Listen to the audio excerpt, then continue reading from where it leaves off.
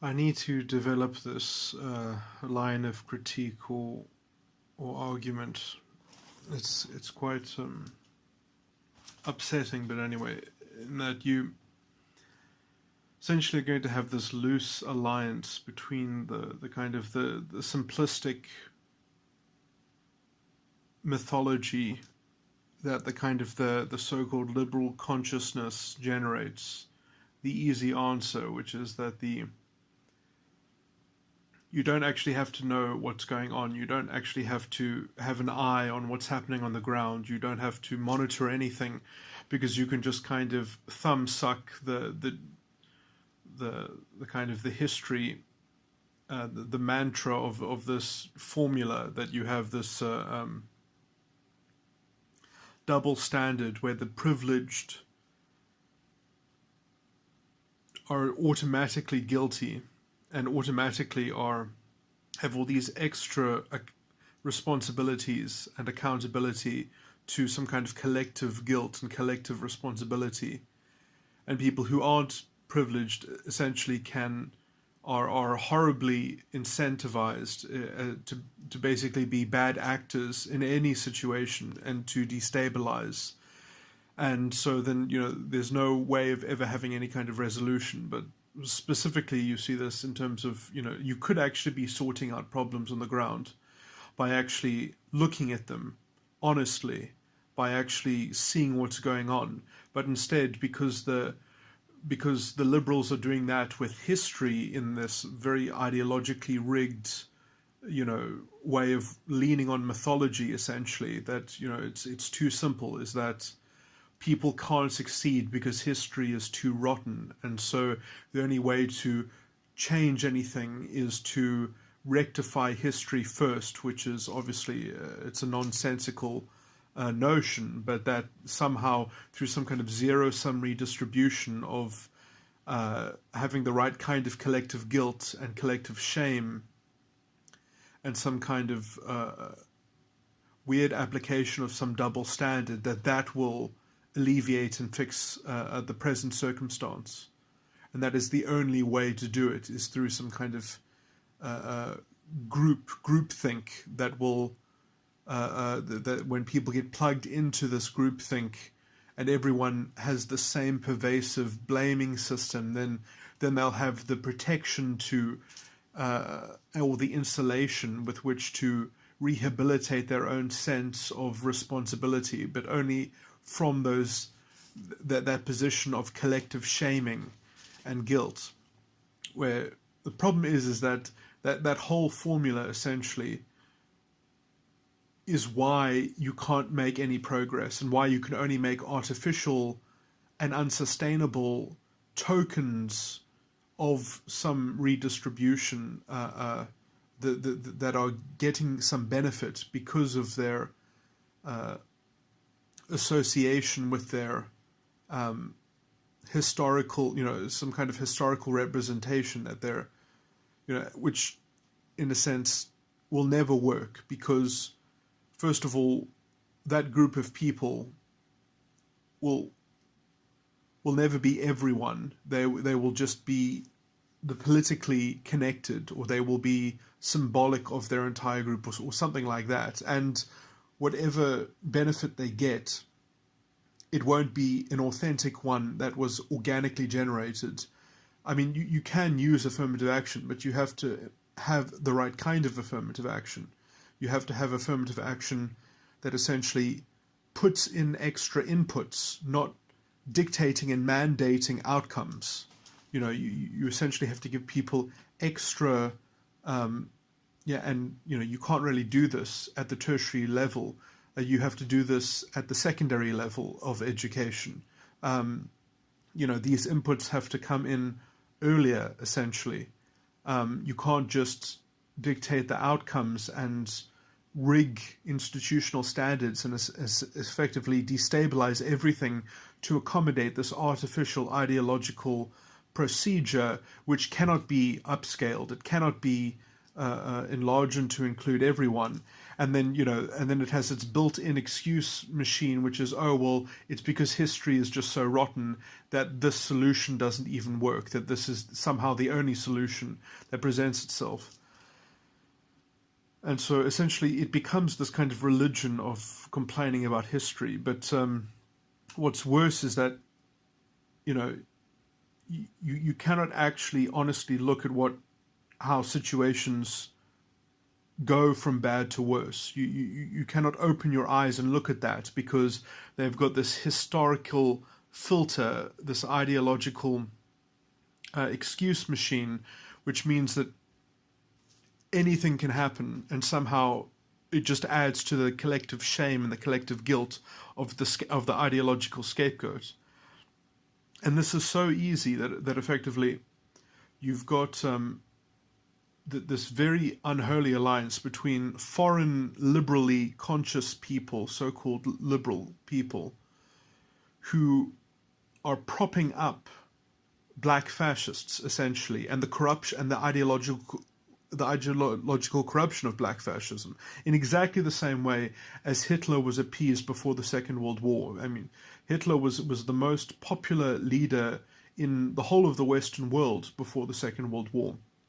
I mean, even the American political establishment loved him because he was standing up for the underdog. The Nazi philosophy is the pinnacle of social justice, and they were masters at having these two separate ideological strains happening at the same time that reinforced each other. The useful idiot progressivism that fueled the Nuremberg dissatisfaction marches and helped destabilize the state and create the political space for Hitler.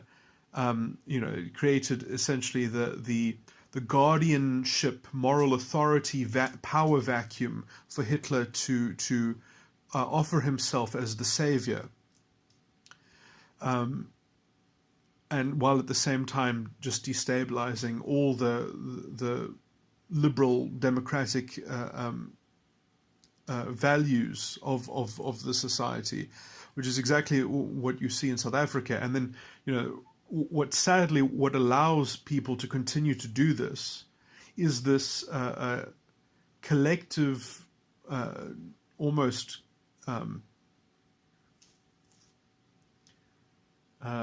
group psychosis of the so-called liberals, where it doesn't matter what happens, it doesn't matter what the news just tells them one story, and that is that, oh, well, Europeans screwed up Africa in history so badly that now anything that happens, it has nothing to do with the agency of black people. It's just the old agency of white people. And this is effectively what is even within the black fascist rhetoric, and just as it was in the Nazi rhetoric, that nothing was anyone's fault. It was all a conspiracy. It's always this ongoing conspiracy.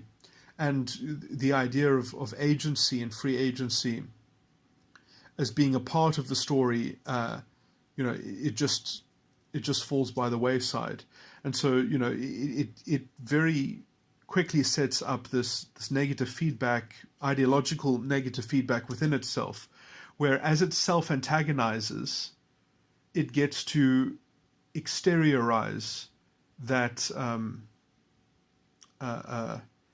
as it makes itself more vulnerable and susceptible, as it looks weaker, it trumpets that it is most deserving of political power because of its downtrodden self-righteousness. That it's so self-righteous, and it cannot win in its self-righteousness. Just shows how corrupt everything is. And they even give these weird sorts of promises that if we get power, things will go worse for us. They won't go better, but because the world will go to war with us. That's what fascism always sets up, this war with the world, so that it can essentially never be wrong, because it has this kind of totalizing narrative, which they basically also enforce through a kind of cultural hegemony, which they enforce for, so they are kind of, they bring back that sort of alliance between the traditional function of religion and the state, become inseparable again. But the problem is that it only works within this narrative of this. Sam Vaknin has this very good summary of fascist society, where it's like a constant civil war. It's constantly in the state of revolution. The USSR also has this element to it. It's perhaps a more common, or it's perhaps shared between totalitarian political visions.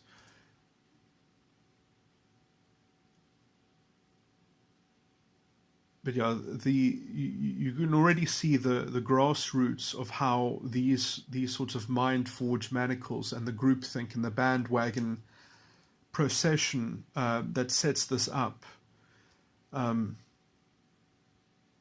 is that you have enough weak journalism that essentially will only confirm the ideological narrative. They will self-select stories and they will editorialize to frame the just the continuation of the establishment of the fascistic values that undergird this, this sort of train wreck that happens in slow motion, and they can't stop themselves almost, because it's like you have to keep on feeding the wolves, and that's the only the wolves will be upset and they'll howl when you don't give them the media that they crave,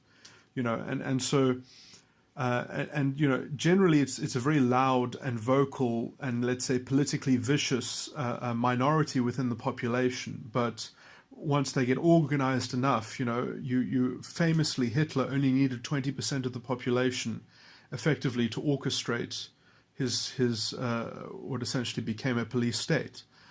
When 20% of any population are on the same page about something, no one else can stand in the way of them, essentially. And people thought that Hitler was an idiot. Most people who were in Germany, they thought he literally was a clown.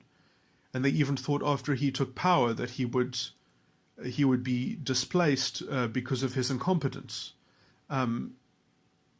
But this is the inherent sort of ideological corruption and how it's built into. It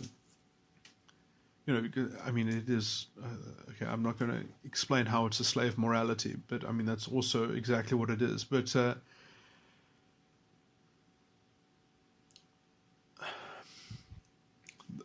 the other point that I wanted to make was that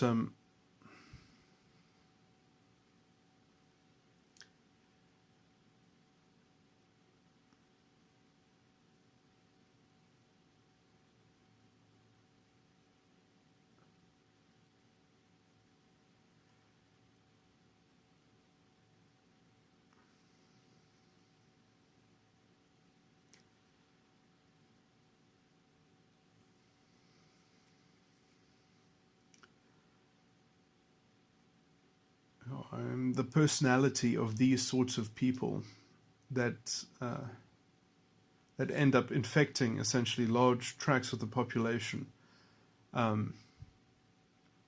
what essentially becomes a kind of narcissistic cult of identity, infused with the mythology of and a particular call to arms and a particular kind of narcissistic injury, which has to be which has to find some sort of equilibrium according to this kind of historical objectivism, which is as a kind of surrealism is repeated in the mythology of some recurring conspiracy And okay, what I was focusing on is the journalism aspect of this, which essentially become, even perhaps unwittingly, they become the propaganda arm for this ideology, because in a sense they are feeding this very particular need. And okay, yeah, this is what I wanted to say. I would say that the most, and this is also the mark of it being a slave morality, is that the most disgusting aspect, I think, of the proponents and the protagonists of this form of politics in through journalism and through the media in general, is that effectively they see themselves being carried along by the time. By the times that we live in, so it's sort of their built-in excuse is effectively is that this was the mood, this was the atmosphere, never mind the ethics. The morality of this social justice is being reflected to us by these by the authority figures at the universities that come to us with these gender and race studies, in just the same way. I mean, this happened exactly the same in Weimar Germany, when they had the Aryan studies, which came from the universities and was injected into the schools, the high schools, before Hitler took over. It was not even Nazi Germany when Aryan studies was essentially, there is effectively no difference between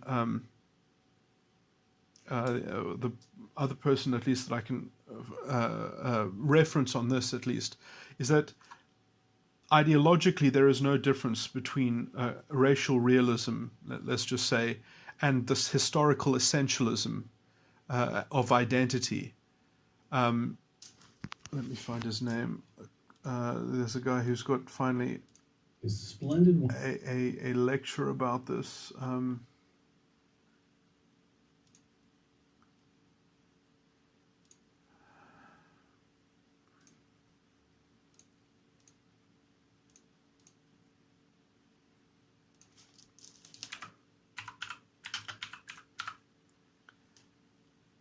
Coleman Hughes at Lafayette. He's got a lecture called Anti-Racism and Humanism, Two Competing Visions. And I think he goes on to make a distinction without a difference, where he says the reason why the anti-racists and the racists, he says that the anti-racists and the real racists often sound the same, he says. And they have the same sort of discourse and they talk the same.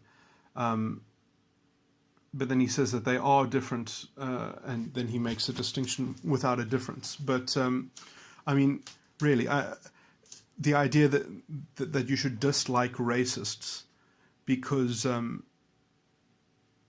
they believe in racial realism, but that you should give anti-racists a free pass simply because they don't believe in racial realism, but they have all the same functional ideological disposition, that they have basically the exact same structure of prejudice and bias.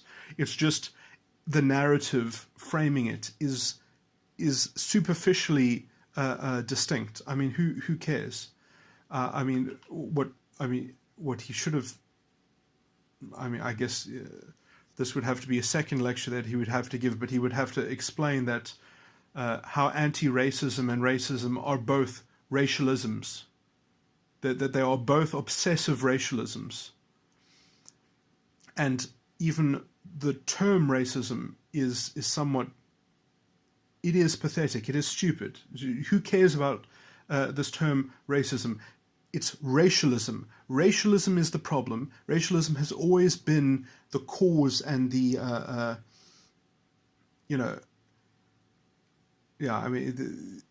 people that make these semantic labeling systems so they can get away with their disgusting racialism. It doesn't, anyway, I'm not, we can already see how they operate. They operate exactly like the fascists operate, exactly like the Nazis specifically operate. There is no difference in Nazi philosophy and the so-called Antifa. It is incredibly ironic, but in just, or even the so-called liberal people. I've spoken enough about why also comedy has come under threat, essentially, because their tragic narrative, essentially, their vision of a totalitarian rainbow Hitler, which was always the first idea within the useful idiot ideology which Hitler created. There is no difference between the so-called liberal ideology and the faux, the kind of the fascism light. What did I call? I call them proto-fascists. Yeah, that is the best distinction.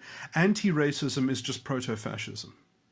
That's very obvious, and I've got enough lectures, I guess, on that, or should I say, recordings rather.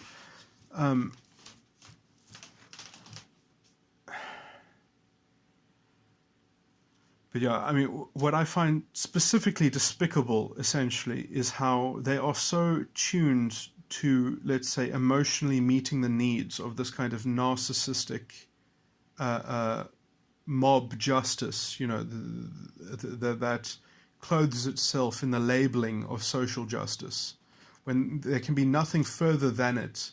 There's nothing further from the Constitution than these disgusting fascists, which essentially look like that they might get away with it, being insulated by just this huge amount, this huge mob mentality that has overtaken so much of mainstream journalism and we've essentially got people that should be in jail. We've certainly got academics that should be in jail for undermining the constitutional values of this country, and essentially being paid public money to produce disgusting,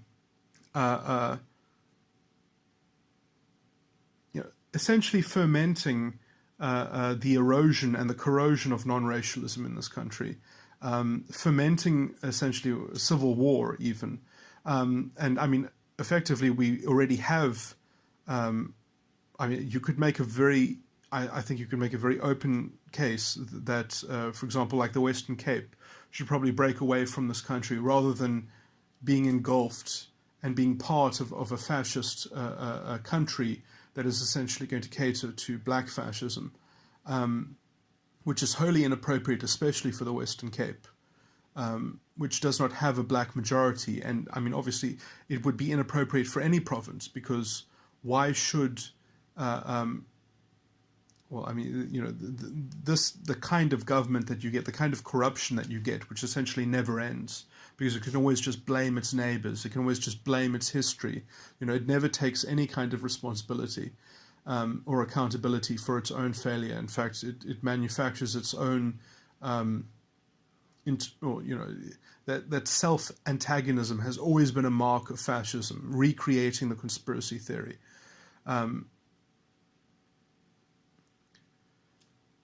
To keep the society in this state of a kind of a perpetual revolution, at war with itself. The level at which the Jewish conspiracy was invented as a kind of that it had infected people's minds. It's exactly what they talk about when they go on about racism in these sophisticated theories of which are the kind of academics that you saw justifying the Aryan study bullshit. All essentially to get away from any kind of real ethical consideration, just so that they can just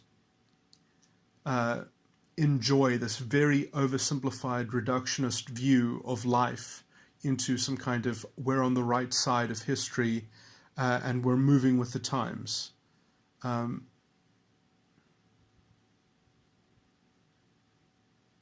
It is exceptionally dark times when you have a president that essentially can't come out and have a very fixed line in the sand and a very, you know, a very prominent ethical stance in the Constitution, that he has in fact already entertained rhetoric that divides the polity of this country along racial lines. You know, he's done everything to pander to essentially black fascists, and this is the problem: is that it's unsustainable to pander to these people. You can't get away with it because they can't keep their shit in order. They can't contain their own unsustainable ideological ravenous appetite for scapegoating and self-antagonism and making their own plight worse, essentially, as a mark of their own need to be given more power and more attention by some kind of paternalist state, essentially. And so, you know, they're not happy until you've got this direct zero-sum game being applied by some arbiter over all identity which, you know, almost hypothetically will be perfect, will be some kind of perfect rainbow Hitler that administers and manages everyone's resources based on some kind of equilibrium calculus from their banks of intelligentsia, you know, people. I mean, obviously, these sorts of visions are, you know, that's what they allude to when they have their very sophisticated rhetoric. But it's obviously all bullshit, because once you actually have radicals like this in power, all the sophisticated stuff goes out the window, because you cannot have a state organized around something nebulous like social justice. You can only have essentially one class of winners and one class of losers. And the idea that you're going to have any kind of intersectional nuance is insane.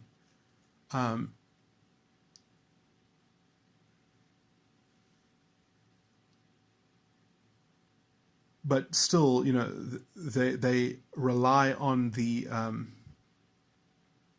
depth of the potential sophistication as a kind of mark of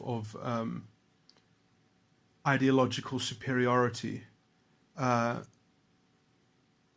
know, and you know, this is why they are so useful, and they are so idiotic. Is you know, the Hitler called them useful idiots, but in some ways they are much more sophisticated than actual fascists, but they are so much more useful than actual fascists.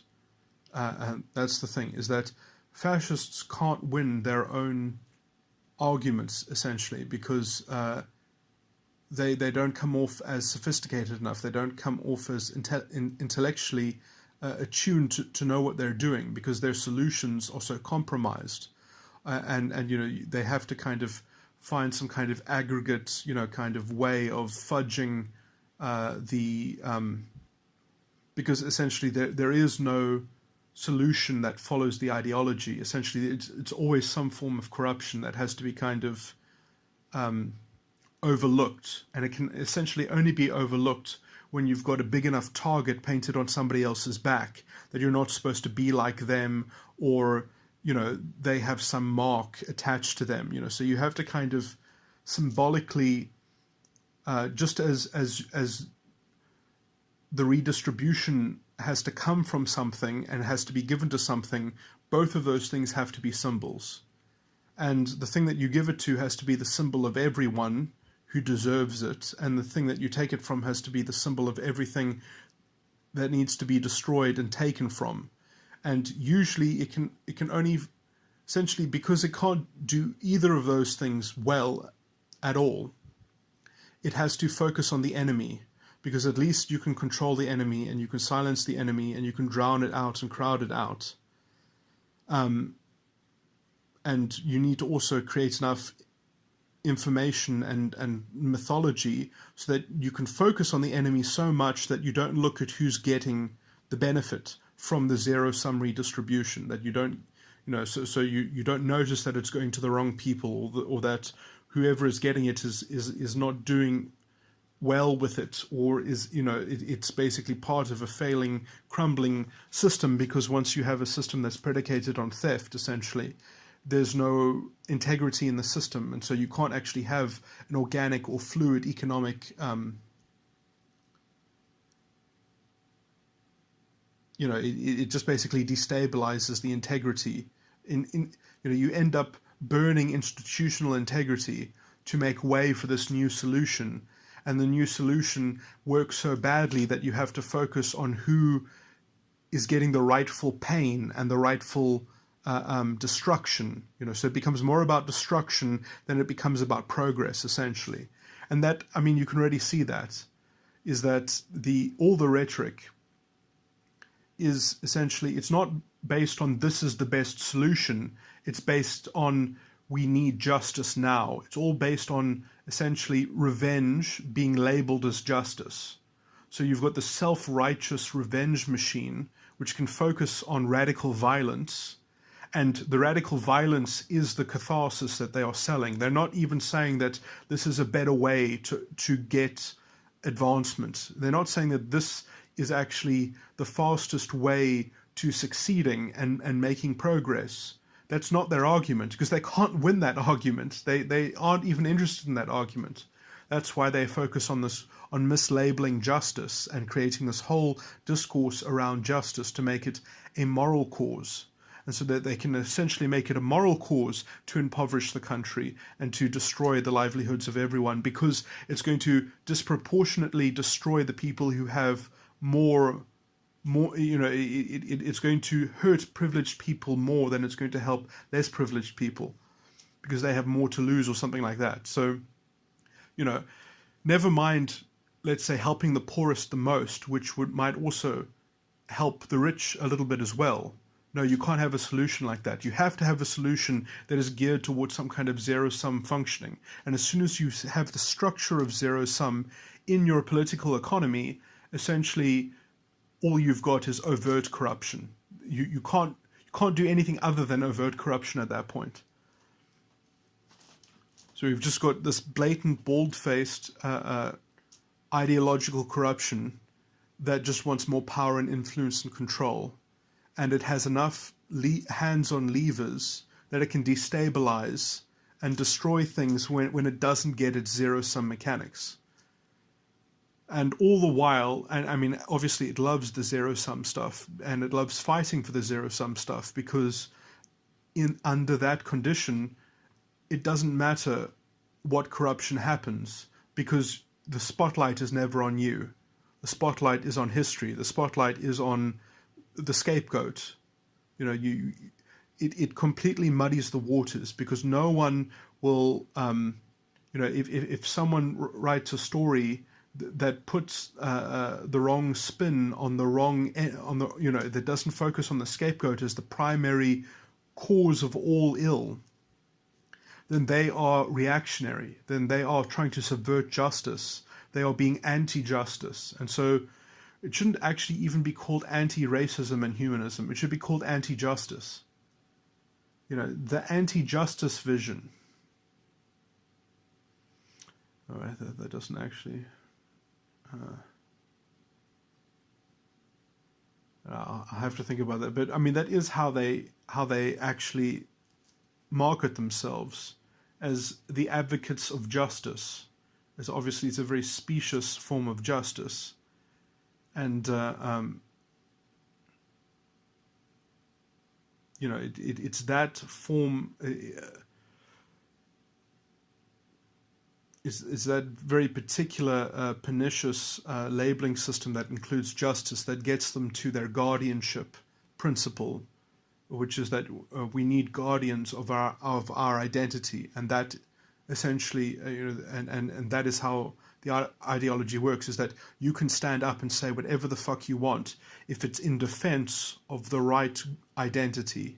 If you are being a guardian of the identity, you have the right to speak. If you are not being a guardian of the identity that needs to be defended, then you do not have the right to speak.